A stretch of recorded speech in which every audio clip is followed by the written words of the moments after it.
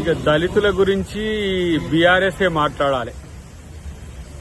ఇలా దళితుడిని ముఖ్యమంత్రి చేస్తా అని ఏ విధంగా మోసం చేసిండ్రో, దళితులకు ఇలా దళిత బంధు ఇస్తామని ఏ విధంగా మోసం చేసిండ్రో, దళితుల యొక్క సబ్ప్లాన్ చట్టాన్ని నిర్వీర్యం చేసి దళితుల యొక్క నిధులను ఏ విధంగా డైవర్ట్ చేసిండ్రో, ఇవన్నీ కూడా కనీసము వెనుకకు చూసుకోండి. మీ యొక్క దళిత ద్రోహం ఏ విధంగా తెలంగాణలో చేసిండ్రో.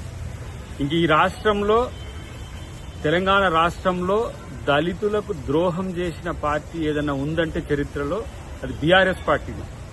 కాబట్టి ఇప్పుడు పోయి ఏదో వాళ్లకు మోసం చేసినాం కాబట్టి వాళ్ళు ఓట్లు వేయలేదు, వీళ్లకు మోసం చేసినాం కాబట్టి వీళ్ళు ఓట్లు వేయలేదు, ఇలా ఇట్లా అని చెప్పేసి రైతులను రెచ్చగొట్టి రైతు భరోసా ఇవ్వలేదని, దళిత బంధు ఇవ్వలేదని ఇట్లా పోయిన కాడల్లో మాట్లాడితే నీ క్రెడిబిలిటీ ఏం వచ్చేది కాదు.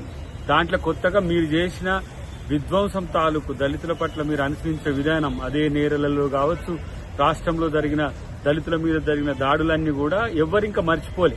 అప్పుడే ఎందుకు ఇంకా మర్చిపోయినట్టుగా ఏదో కొత్త పాట పాడుతుంది కేటీఆర్.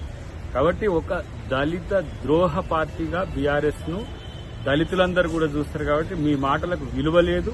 మీరు చెప్పే మాటలంతా కూడా పంచాయతీలు పెట్టడానికి, వర్గాల మధ్యన వైరుధ్యాలు సృష్టించడానికి ఉపయోగపడుతుంది తప్పితే రాష్ట్రానికి కానీ ప్రజలకు కానీ మీ వల్ల ఒరిగేది లేదని చెప్పి మిత్రుడు కేటీఆర్కి హితవు.